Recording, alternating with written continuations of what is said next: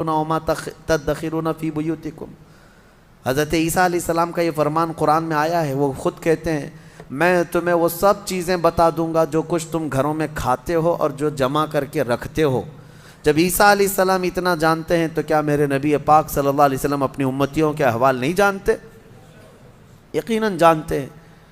رسول رحمت صلی اللہ تعالیٰ علیہ وسلم نے جیسے ہی یہ فرمایا، حضرت عباس کیا کہتے؟ جواب کچھ بھی نہیں تھا، فوراً کہنے لگے میں ایمان لاتا ہوں۔ نبی پاک صلی اللہ تعالیٰ علیہ وسلم کی بارگاہ میں پھر ان کو آزاد کر دیا گیا، اور جو کچھ قیدی بچے تھے جن کے پاس دونوں بھی چیزیں نہیں تھیں ان کو مدینہ لایا گیا، اور قید خانہ کہاں تھا؟ مسجد نبوی میں رکھا گیا۔ کاش ہم کو وہاں قید کر دیا جائے زندگی بھر۔ مسجد نبوی میں قید کر دیا گیا۔ اب ہماری تمنا ہے کہ ہم مسجد نبوی میں قید ہو جائیں۔ وہ تو زمانہ رسول اللہ کا تھا، حضور ہر نماز کے لیے مصلی پر آیا کرتے تھے، جایا کرتے تھے۔ وہ کیسی جیل ہے، بلکہ وہ حقیقی جنت ہے۔ جب ان قیدیوں کو لے جا کر کے وہاں رکھا گیا، مسجد نبوی کے ایک کنارے باندھ دیا گیا تھا۔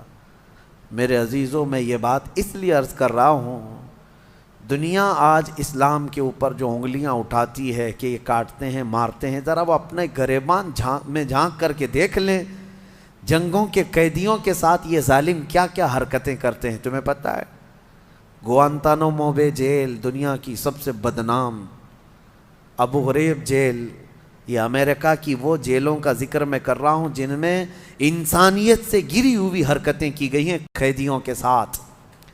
عراق کے جو فوجی گرفتار ہو کر آئے مسلمان، ان کو پیشاب پلایا گیا ہے۔ بہت سخت ترین، جانوروں کے ساتھ بھی یہ سب نہیں کیا جاتا۔ بہت گندی حرکتیں ان قیدیوں کے ساتھ کی گئی جو مسلمان قید ہو کر کے آئے۔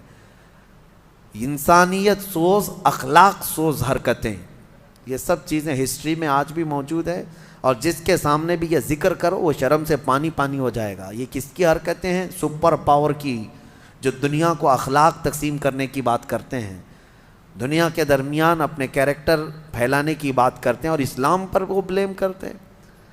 اسلام میں تو یہ حق اتنا احترام دیا گیا ہے کہ جنگوں سے جو قید ہو کر کے بھی آئے گا اس کو فنڈامنٹل رائٹس ہوں گے، اس کے بنیادی حقوق، اس کے کھانے پینے اور اس کی ساری چیزوں کے حقوق رکھے جائیں گے۔ یہ نہیں کہ کوئی قیدی آ گیا تو اسے بھوکا پیاسا مار دیا جائے گا۔ پہلے کے دور میں یہ بھی تھا کہ جو جنگوں میں قید ہو کر کے آتے تھے ان کو آگ میں جلایا جاتا تھا، ان کے ٹکڑے کیے جاتے تھے۔ اور حیرت کی بات ہے، اسلام کے جہاد جہاد جہاد کا پروپیگنڈا اتنا پھیلا دیا دنیا میں ان ظالموں نے، اور حد تو یہ ہے کہ ہمارے لوگ بھی ڈرنے لگ گئے، علماء بھی جو ہے بات کرنے سے خوف کھانے لگ گئے۔ ارے لفظ جہاد بولیں تو کل کہیں ہمیں گرفتار کر کے نہ لے چلے جائیں، کیونکہ یہ دجالی میڈیا نے ایسا پروپیگنڈا پھیلایا ہے جیسے دنیا میں سب سے زیادہ ہم نے قتل کیا۔ آپ کو میں تاریخ بتاؤں، تاریخ آپ کو پتہ ہے، world war first and world war second, اس میں کتنے قتل ہوئے تھے؟ سرچ کر کے آپ خود محسوس کر لیں گے، پتہ چلے گا آپ کو۔ فرسٹ ورلڈ وار، عالمی جنگ جو ہوئی، جنگ عظیم، پہلی جنگ عظیم، پوری دنیا اس میں ملوث رہی۔ اس میں تقریباً 3 کروڑ لوگ مارے گئے ہیں۔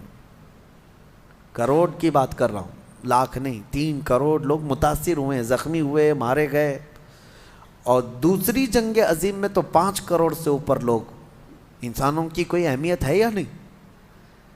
کروڑ ایسے ہم یہاں پر تاریخ میں بتایا جا رہا ہے جیسے کوئی گاجر مولی ہیں۔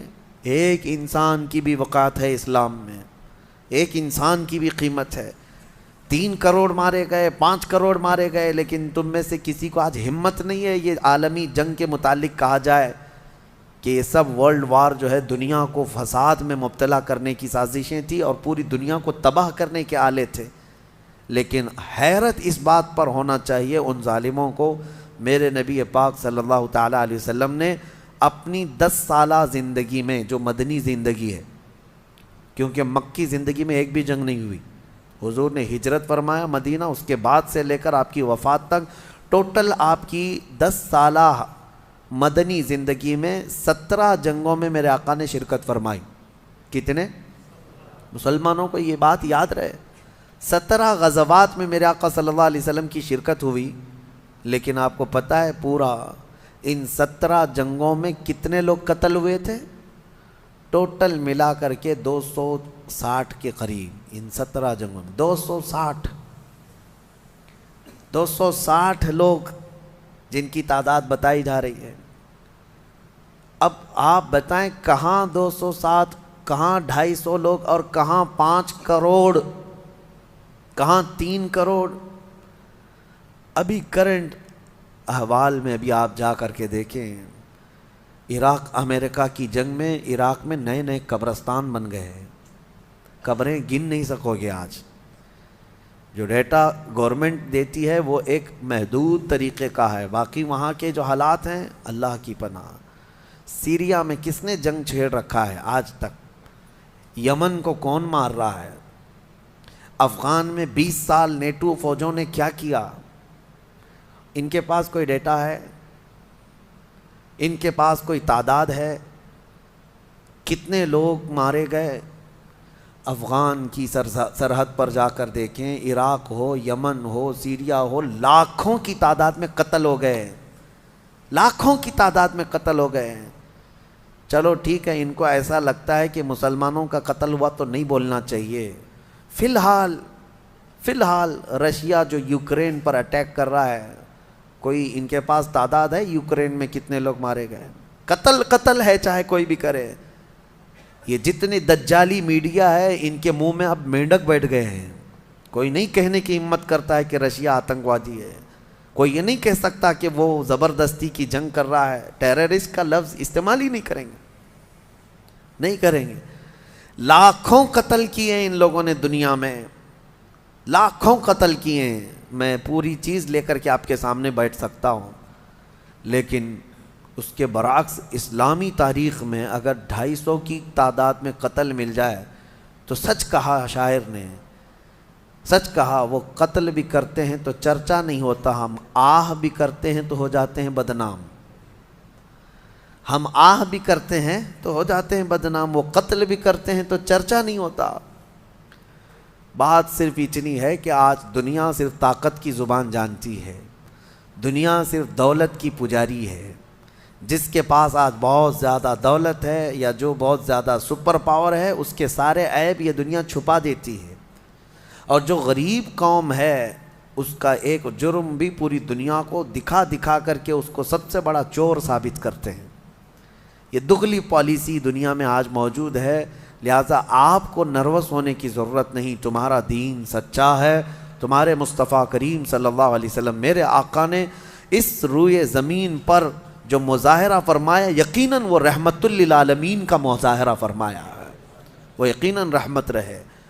تو یہ بدر کے حالات کے بعد کی چیزیں سورۃ الانفال میں بیان کی گئی ہیں، اور 70 قیدی وہاں پر مارے گئے۔ میں کہتا ہوں اب یہاں پر کچھ لوگ یہ کہتے ہیں کہ مدینے سے نکل کر کے یہ لوگ گئے اور اٹیک کیا مکہ والوں پر، اور بیچارے 70 لوگوں کو مارا اور 70 لوگوں کو پکڑ کر کے لائے۔ محمد صلی اللہ علیہ وسلم کے لوگ یہ ظلم کی ہے۔ ان الوؤں کو یہ بات بولنے میں شرم بھی نہیں آتی کہ حضور صلی اللہ علیہ وسلم گئے، ان کو مارے اور پکڑ کے لائے۔ بیوقوف ہو، 313 کو لے کر گئے تھے اور آئے کتنے تھے؟ 1000 سے زیادہ۔ ابھی میں آپ سے ایک چیز پوچھتا ہوں، سوال ہے آپ سے۔ ممبئی میں آپ لوگ رہتے ہیں اور دلی یہاں سے کافی دور ہے، اگر دونوں میں ٹھن گئی، ممبئی والوں میں دلی والوں میں، اللہ کبھی نہ کرے، مثال دے رہا ہوں، دونوں میں کچھ اختلاف ہو گئے اور جنگ کی نوبت آ گئی، جنگ کی نوبت آ گئی۔ ممبئی سے قریب کلیان ہے، پنویل ہے، یا سمجھ لیں اور تھوڑا سا آگے کی طرف جائیں، کلیان کے پاس یا پنویل کے پاس یہ جنگ ہو گئی، کس کی؟ دلی والوں کی اور ممبئی والوں کی۔ مجھے بتاؤ کیا کہا جائے گا، کہ ممبئی والے لڑنے کے لیے گئے تھے کہ دلی والے لڑنے کے لیے آئے تھے؟ ظاہر سی بات ہے وہ آئے تھے، ہم گئے نہیں تھے یہاں سے۔ اسی طرح سے اگر دلی کے قریب دوسرے وہاں سے سٹے ہوئے شہر ہیں، نوئیڈا ہے، غازی آباد، وہاں اگر جنگ ہوئی ہوتی تو یہ بلیم کیا جاتا ممبئی والے وہاں گئے تھے مارنے کے لیے۔ یہی حال ہے، بدر کا لوکیشن اگر آپ کو پتہ چل جائے کہ کہاں ہے تو سب بات سمجھ میں آ جائے گی۔ بدر مدینے سے قریب ہے، مکہ سے دور ہے، مکہ سے تقریباً 300 کلومیٹر اور مدینے سے تقریباً 100-150 کے آس پاس۔ تو اب مجھے بتاؤ مکہ والے گئے تھے کہ مدینے والے گئے تھے؟ مکہ والے آئے تھے لڑنے کے لیے، نبی پاک صلی اللہ علیہ وسلم ڈیفنس کے لیے نکلے۔ اسی طرح جنگ احد کہاں ہوئی پتہ ہے؟ مدینے سے 5 کلومیٹر باہر، مدینے سے 5 کلومیٹر باہر احد پہاڑ کے دامن میں۔ کون آئے تھے؟ مکہ والے آئے تھے۔ جنگ خندق کہاں ہوئی پتہ ہے؟ مدینے پاک سے تقریباً 4 کلومیٹر باہر، مدینے سے 4 کلومیٹر باہر خندق کھودنی پڑی مدینے کو بچانے کے لیے۔ کون آئے تھے لڑنے کے لیے؟ مکہ والے آئے تھے۔ اب مجھے بتاؤ جو بار بار مدینے پر اٹیک کرتے ہوں، ہر بار حضور پاک صلی اللہ علیہ وسلم اور ان کے صحابہ کو مکہ چھوڑنے کے بعد بھی مدینے میں آ کر کے فساد مچاتے ہوں، تو کیا ایسوں کے خلاف تلوار اٹھانا جائز نہیں ہے؟ اپنے دیش کی رکشا ہر فوجی کرتا ہے، ہر کوئی کرتا ہے۔ میں آپ کو بتاؤں، اگر میرے ملک کے سرحدوں پر کھڑے ہوئے سپاہی ہیں، ان کو کچھ خصوصی اختیارات ملے ہوئے ہیں، کوئی اگر بارڈر کراس کر کے آ رہا ہے کسی دوسری کنٹری سے، تو یہ فوجی انتظار نہیں کرتا کہ میرا سینئر آرڈر دے گا اب میں اس کو کروں گا۔ اس کو اتنا پاور ہوتا ہے، وہیں جگہ پر اس کو شوٹ کر دیتا ہے۔ بارڈر پر باضابطہ بارڈر سے 1 کلومیٹر آگے پیچھے یہ لکھا بھی جاتا ہے وارننگ کہ اس سے آگے نہ جائیں ورنہ سپاٹ پر شوٹ کیا جائے گا۔ وہاں پر یہ نہیں دیکھا جائے گا کہ بھٹک کے آئے تھے کیا کیے تھے، فوجی کو اختیار ہوتا ہے۔ کیوں فوجی مار دے رہا ہے؟ اس لیے کہ ہر ایک کو یہ فکر ہے میرے دیش کی حفاظت ہونی چاہیے، میرے ملک کی حفاظت ہونی چاہیے۔ اور وہ صحابہ اگر اپنے مدینے کی حفاظت کے لیے کھڑے ہو گئے تو ان ظالموں نے ایسی وہ بنا کر کے پیش کی، امیج بنا کر پیش کی ہے دنیا میں کہ وہ صرف لڑنے والی قوم تھی، لڑتے رہتے تھے۔ انہوں نے اپنے ملک کی حفاظت کے لیے تلواریں اٹھائی ہیں، اور اللہ تعالیٰ نے ان کی مدد ایسی فرمائی کہ وہ مدینہ بچاتے بچاتے اتنا پھیل گئے کہ جتنے دشمن تھے انہیں بھی مجبوراً مدینہ طیبہ کی حکومت کے انڈر میں آنا پڑا۔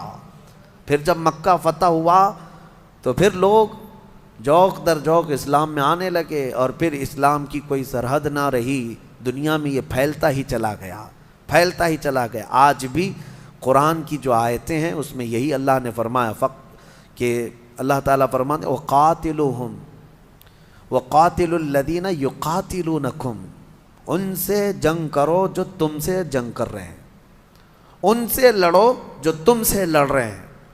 اور آج ہم نے ایک آیت تلاوت کی ہے سورہ انفال کی آخری آیتوں میں سے، وَإِن جَنَحُوا لِلسَّلْمِ فَاجْنَحْ لَهَا وَتَوَكَّلْ عَلَى اللَّهِ، اور کوئی قوم اگر امان چاہتی ہے تو تم بھی امان میں آ جاؤ، کوئی پیس چاہتی ہے، امن چاہتی ہے تو آپ بھی امن میں آ جاؤ۔ حضور کو حکم ہوا ہے فَاجْنَحْ لَهَا، آپ امن کے لیے جھک جائیں، پیس کے لیے آپ تیار ہو جائیں اور اللہ پر بھروسہ کریں۔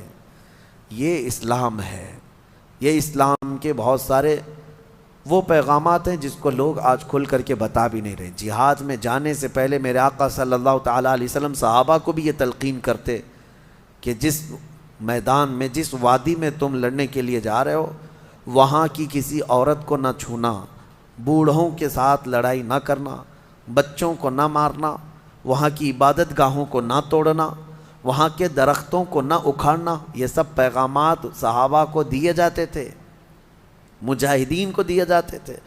یہ ہے اصل جہاد جو نبی پاک صلی اللہ علیہ وسلم نے لوگوں کو سکھایا ہے۔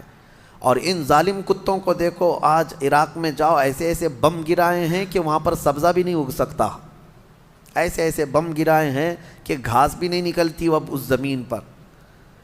اور دنیا کو امن کا پیغام اور پیس کا پیغام دینے والے مجھے یہ بتا سکتے ہیں ناگاساکی اور ہیروشیما کو کس نے تباہ کیا؟